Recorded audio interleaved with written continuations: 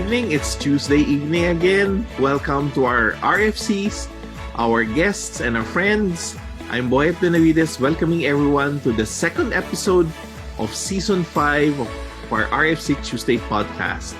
This show is powered by IARFC-PH, the Philippine chapter of the International Association of Registered Financial Consultants. IARFC-PH is an association dedicated to the craft of financial consulting. The association is the sole organization authorized to conduct the RFC conversion courses as well as continuing education in the field of financial consulting.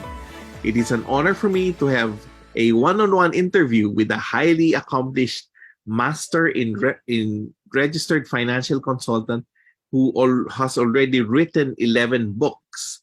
Tonight's guest is Dr. Constance Craig Mason, MRFC, the Managing Director for IARFC US Chapter. She is the owner of Concierge Financial Group, co-founder of the Real Connected Company, and affiliated partner of Transamerica Agency Network. She is a dedicated financial wellness coach, an award-winning insurance broker, and a passionate international speaker. So we will have her join us tonight and share with us her thoughts, her experience, and her skills, and her ideas in improving our practice. So let us welcome Constance Craig Mason. Good evening, Constance. Thank you for gracing us tonight and spending your precious hours with fellow RFCs. We know that you are busy with your own advocacies, your own company, and your books. You have lots of them. Welcome to our podcast. And probably to start the discussion, how did you get started into this, into the advisory and the consultancy, financial consultancy business? Thank you. Firstly, thank you for having me. I'm super excited to be here with you all. But yes, I got into this industry back in January of 2009. But that was only after a good friend of mine had chased me down to get into the profession because she saw that I was already personally and professionally developing. I was super excited about learning more about money. So I Googled just about everything that I could to advance my own personal knowledge about money. Before I ever decided to do this professionally, I was trying to personally develop. And the more I learned, the more I would share with my friends, family, people at the grocery store, whoever would listen to the things that I was excited about learning about money. And like I said, I didn't jump right in, but it took about 7 years for my girlfriend to convince me to leave the healthcare field, which I was working in at the time, and to shift on over to financial services. So for probably about 6 months, I was doing both. So I was working in the healthcare field full time. And then part-time, I was going out, sitting with families, talking to them about financial literacy and how money worked. And I also had picked up my life and health and series licenses. So I was also able to help them with insurance and investments at the time. So I got into this business super excited a little over 13 years ago, and I have not turned back since. I love everything about it. Wow, such persistency from your side in learning everything, and from your friend who's been there like for 7 years, just probably just by your back, waiting for you to say yes and join the advocacy. You formed your own company, your own consulting company, right? I did. And how did you go about, like, people usually start with an individual practice, and then sometimes they just stay with individual practice. But what made you decide to go into more of a company, of an organized practice? Got it. So I started my own financial coaching business back in 2019. But prior to that, I was just an insurance agent or an insurance brokerage. And the reason why I decided to split off in a way and start doing financial coaching is because oftentimes during my analysis or my assessment with clients to determine their insurance needs, I would often ask them, what are your goals and dreams? What are you working on? What are you looking for? And oftentimes they would talk about other financial things that they wanted to do, such as buy a home, they wanted to start a business, they wanted to do other things. And oftentimes I would ask, well, what's the challenge? What is going on? What's preventing you from doing the things that you just shared with me? And sometimes they would say, my credit isn't strong enough, or I don't have consistent savings and various things. And of course, I knew what the solution would be to help them reach their goals.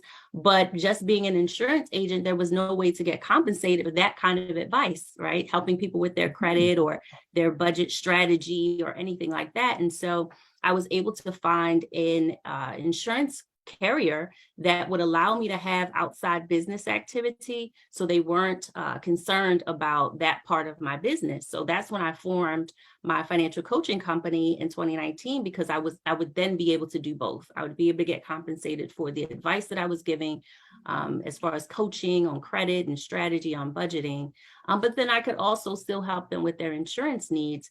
And now I'm actually transitioning into the advisory space, where I'll be able to do assets under management, financial plans, and things of that. So that will be coming the next few months. So I will be establishing a advisory firm.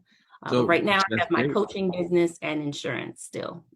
So in your journey in bringing financial planning to your customers, like how did uh,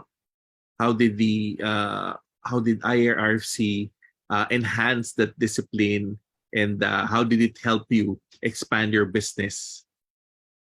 Great question. So I do not have my RIA established yet, so that I am still pending with that. But just with the businesses that I already have in terms of financial coaching and my insurance business, of course, being an author and a speaker, I've been able to put my new credential on my bio, on all my social media platforms. I have it on LinkedIn, of course, and it has definitely enhanced my credibility, even visibility, and connectivity in a way where I'm able to collaborate with colleagues, right, in the field.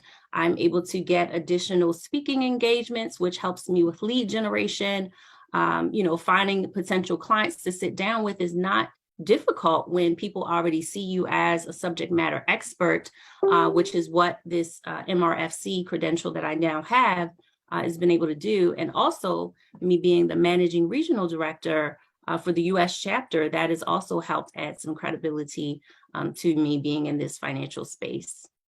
You said you had coaching, you had advisory, you had your insurance business, and you also mentioned that you have been writing books about different topics. How did you go about starting writing, and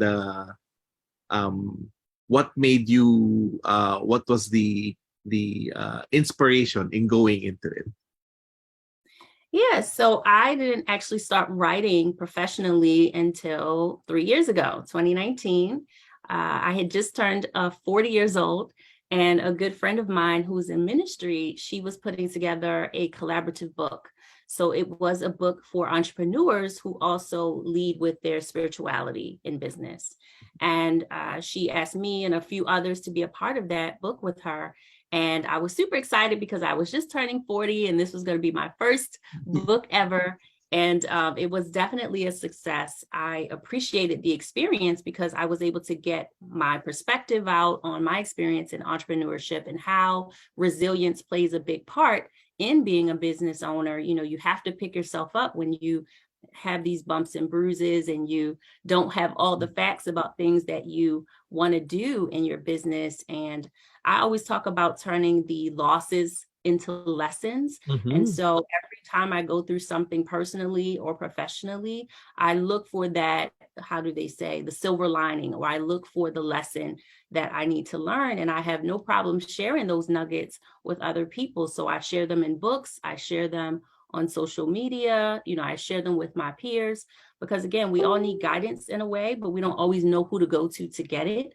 And so I just like being able to share my story, and the lessons that I've learned along the way, and books definitely help me to do that. You mentioned that it was a collaborative effort and you only Mhm. started in 2019. But Yes. just a few months after we entered into Mhm. the lockdown because of the pandemic, I mean that's great that you were able to do a lot of collaborative work even if there's no face-to-face interaction. How did you go about it, and then how did you um, decide what topics to write about? Great point. So a lot of the books that I've been a part of over the last 3 years during the pandemic, which you Hmm. have mentioned, it's been collaborative in that I continue to network online. And so a lot of the social media platforms that I use, I'm networking with other peers that are also launching books and having conferences and doing a Hmm. bunch of amazing things.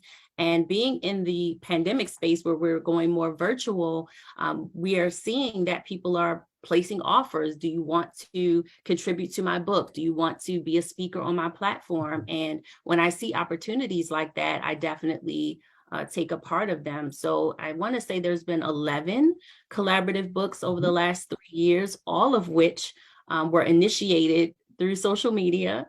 So the hosts of these projects, I've been able to connect with them there. And then, of course, we email back and forth. We take Hmm. our submissions, we submit our chapters, our headshots, and the whole nine. And we have the opportunity to get those books on Amazon. Yeah. And Great. out of the 11 books, 8 of them have gone to be Amazon bestsellers, Wow, because again, that's great. it's a collaborative Congratulations. effort. Yeah, yeah, yeah. The village shows up and they support you, because they see you doing positive things, and they purchase the books and they read them and they share the links. So it's really, really been a great help to get these projects out online, because people are looking for things to do in the pandemic. They are looking to advance in a lot of ways, personally and professionally. And even being in a financial space, I can still be inspiring and empowering and Mhm. motivate people, even if it's not directly a financial book. However, it can be an inspirational book to someone who is having a challenge in this time.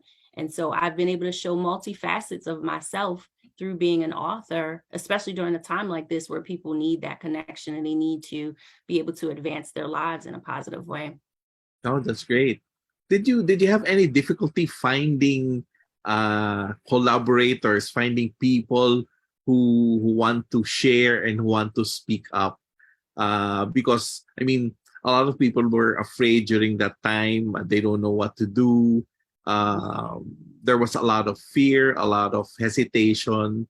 Did you encounter that as you were going through the collaborative writing process? You know what is funny? I did not have any challenges whatsoever finding collaborators, partly because out of the 11 books, 9 of them, I was not the host or the visionary of those Mhm. projects. So I was a part of someone else's vision. But 2 of the books, the more recent ones, my husband and I were the Mhm. hosts and visionaries of those books. And we put those books together because we wanted to bring couples who are in business together, or who have 2 different businesses and possibly even working a job. We call that dualpreneur. So I didn't coin that Dualpreneur. word. Another friend coined that word. But dualpreneurship is where you work full time and you also have a hobby that you've turned into a business.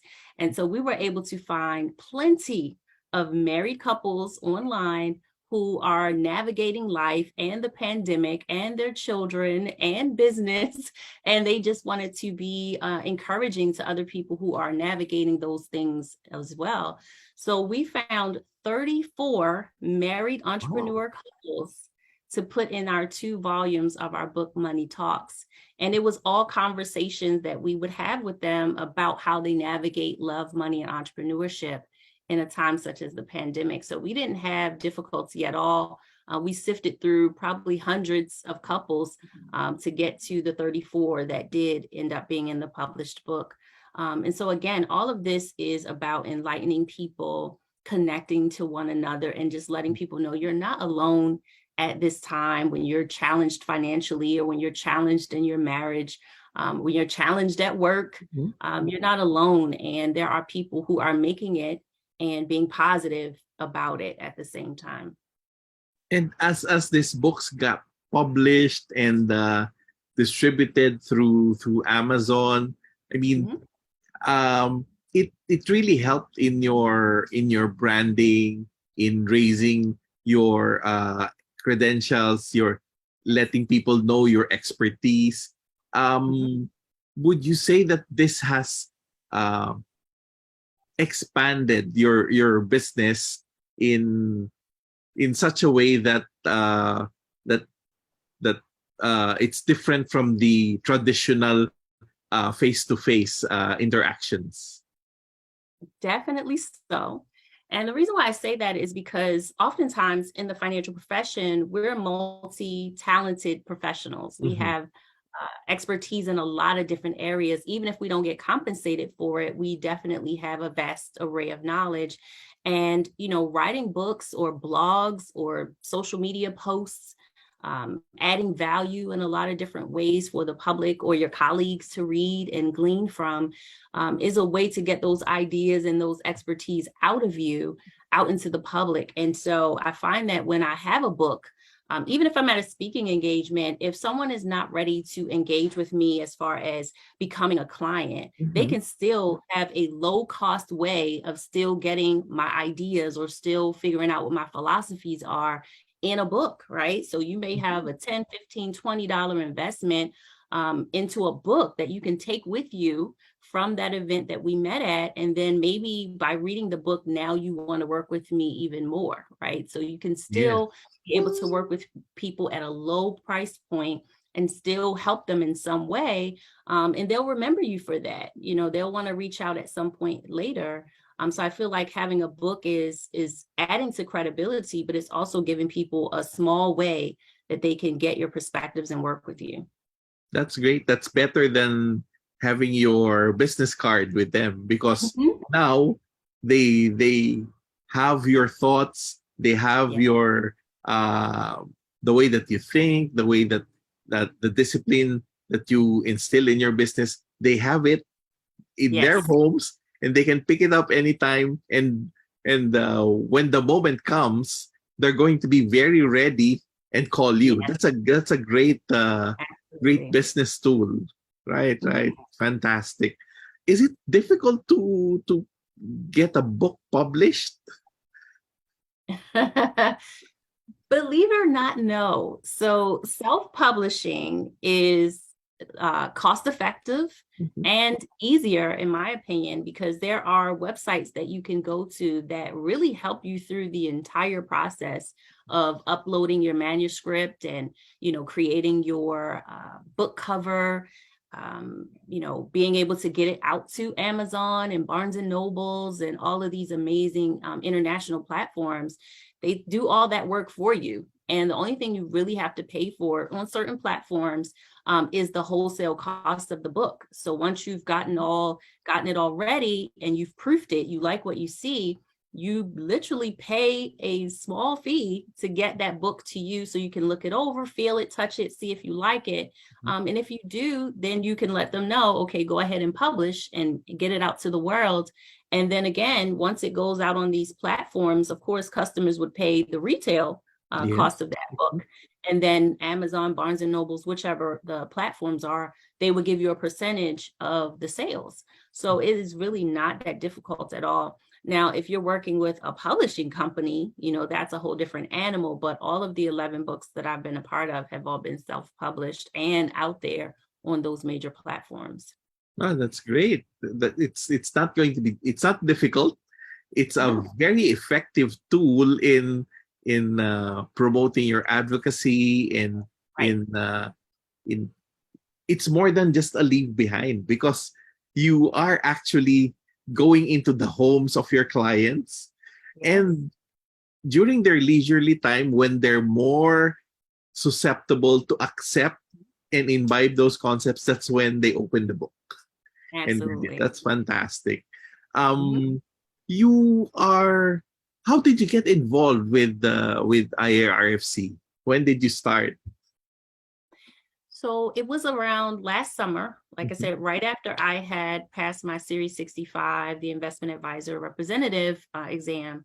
I was still looking for ways to set myself apart or stand out in the field. And it was a new field for me. I'd been in financial services for almost 13 years, but the advisory space was new. And so mhm, I was like, I want to, stand out. I want to look like the rest of my peers that I am being mentored by. And I asked one of my mentors, what would be a great designation for me to go after now that I've passed this exam? What's the next thing that I should be pursuing? And he gave me a few, designations that he mhm, thought that I should go after. But he shared with me, like, you need to start prospecting. You need to start getting out there and taking, consultations and things. And I was like, no, I really want to have some additional designations behind my name. So I started Googling different ones that I could get that didn't require me to go and get a college degree, or ones that didn't take too much study time, or that I could just get based on what I've already experienced in my professional career. And when I Googled it, the IARFC came up, and I started looking at the different designations and even the credential of the MRFC mhm, that I could take part in. And because I had recently been studying, I was still kind of in study mode. So I just went mhm, after the Master Registered Financial Consultant mhm. credential, and I passed it, within a few weeks. I was able to get that. And then add those letters to my name that showed that I was an ethical, experienced, tested representative that had knowledge to pass on to clients. And it definitely, since last summer, Mhm. has helped me out a lot in terms of my credibility online, getting other speaking engagements, engaging more clients. It has definitely helped a lot. That's fantastic. It, aside from getting the designation, like, what other activities of IRFC are you involved in? Great question. So I am also the managing regional director of the United States chapter of the IARFC, where I look within the membership and I find members who are RFCs or MRFCs, and I elevate them to the level of regional director, whereby in their area, they could talk to additional financial professionals and let them know about what the IARFC has been doing to enhance our credibility, and just sharing that information, they could bring additional members into the fold. So I have been looking for members within the IARFC who could help me get the word out. So I've been doing that since March, and Mm. we brought some new members in already, and we are still looking for regional directors within the US chapter. So that is an ongoing thing until we fill all of the roles. Do you see that this role, this network of regional directors would be growing within the next couple of months? And what's your vision for this network of regional directors? Yeah, so I believe that myself at the helm, the managing regional director, along with the additional openings that we have about 9 openings to fill. But collectively, once we get everyone involved, we'll have about 11 regional directors plus Mhm, myself. And we really, really want to make a big, big impact, especially going into 2023, of getting these additional professionals into the membership.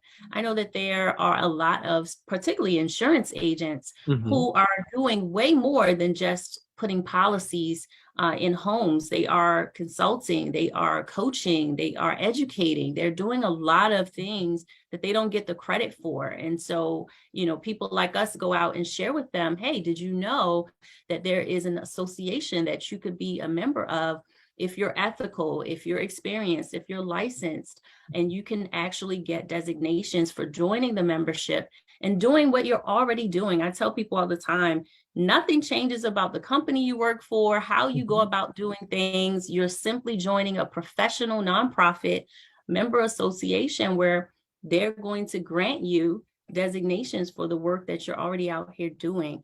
And when I phrase it in that way, people get excited because they want to get a pat on the back for the work that they've done. And they want to be able to show prospective clients and colleagues and people in the industry that they are ethical and they're doing work and they're making a difference. And so this kind of helps them to do that. Wow, that's great. It's really an advocacy of getting people involved, getting people trained, getting people to be disciplined and ethical in their practice as financial advisors, whether for their families, their clients, their colleagues. And I guess it's also great that you entered into the financial authorship aspect of it, because you're already building a legacy in terms of putting into paper, into print, what you want to share to people. In a sense, you have duplicated yourself. Yes. In as many books as there are existing out there. And as more people buy those books, they get to know more about you. And I guess it promotes your practice as well. And it drives the advocacy drives the business, and it goes into a very, very profitable cycle. Yes. For the business, right? And that allows you to expand to other services as well.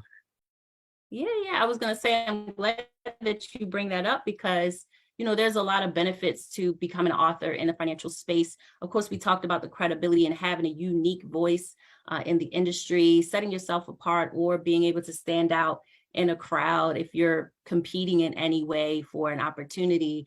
Adding value to your prospective clients. And like I said, being able to still work with them at a low cost, right? So this book is something that you mentioned is going into homes, it's going into the mindsets and the hearts of people who have yet to work with you one-on-one, but they still have had that opportunity. You can add value in that way. The other thing is using some of your book content on social media, right? You can take bits and pieces from your chapter or your work and put that on LinkedIn or put it on Instagram or whatever platforms are best for you to reach your target audience. You could take bits and pieces from that book and put it online, send it to colleagues or event planners that you want to work with. You could send that almost as a business card and say, hey, here's my book, here's my work, here's what I do, here's what I stand for. You can send that book out as a gift or for somebody that you want to potentially work with. And like you just mentioned, being able to create history and legacy for your family, it is almost like you are leaving breadcrumbs for the generations that are coming after you to hear and learn about you from your own mouth, from your own words, and not just in the form of an obituary, but from a positive place that you've been able to leave your words in the industry and in the world. So creating that legacy, using your own unique voice. When you're thriving, right? When you're at your best in your career, you can put your words out there and impact people. So that's great. Thank you. That's great. You mentioned about books, and then you have social media, and then tip sheets. What are tip sheets? So tip sheets are essentially bits and pieces of your concepts or things that you want to teach a client that is not multiple pages. So it might just be a front and back or a one pager on a particular topic that you want them to learn and then adapt to. So it could be something related to financial literacy in some way. Maybe you're teaching them about how to track their expenses better, or how to improve their credit, or how to even calculate if they have the proper amount of insurance on themselves. There can be a one pager front and back page. That's really a tip sheet because it's non-intrusive. It's layman's terms. It's easy to read, and people can easily read it and then say, aha, and then go and do something about it. Right. And so it's like you're giving them easy, adjustable, absorbable tips that they can use right away. It's like practical tips that somehow will give them a eureka moment that, I think I have to do this. That's a great Yes. idea. Yeah. Yeah, Mhm. that's great. I mean, all this new ways of doing financial planning, financial consulting, advisory is creating for us a very exciting world where we Yeah. can reach more people, in a sense, multiply ourselves through exposure in traditional media and also in social media, and Yes. finding those ways, those touch points that will give clients that eureka moment and bring back business to us as Absolutely. financial advisors. That's great. That's great. Well, Yeah. thank you for gracing our show tonight and sharing with us your experience, your expertise, and all these bits and pieces of things that we know, but we have not really thought about as very important touch points for our client. Hmm. I mean, the tip sheets, the snippets from books, from materials we have to be placed on social media. This Right. generate a lot of uh, touch points that Hmm. will bring more clients to us and to our profession. So thank you very Absolutely. much, Dr. Constance Craig Mason, for spending the night with us and sharing with us your life and your knowledge and your experience. My pleasure. Thank you for Thank you having very me. much. Thank you so much for being so generous with your time, Constance. Come the 20th, this is the first face-to-face forum and graduation of IRCPH at Makati Sports Club. The forum is from 1 to 5 p.m. and is free for all active RFCs. We also wish to remind you for all RFCs to renew their membership. We invite all RFC graduates to renew and enjoy the benefits of connecting and networking with the global community of RFCs through the iarfc.org website, through our continuing education seminars and conferences, and of course, our RFC Tuesday podcast. For renewal information, please contact Ms. Arlene Baguyo at ircph@gmail.com or 0917-645-7846. So please contact Arlene now to renew your membership. Our podcast episodes are shown every second and fourth Tuesday of the month. That's why it's important for us to follow IRCPH on Facebook. Episodes are pre-recorded and are broadcasted through our Facebook Live. So on behalf of our executive producer, Ms. Grace de Vera Escobar, this is the RFC Tuesday podcast saying, It is better to be in the know than to be the last to know. thank you very much, Dr. Constance Craig Mason, for joining us tonight, sharing with us your life, your experience, and your knowledge in the practice of financial planning. So we hope to see everybody again within 2 weeks' time for our next podcast session.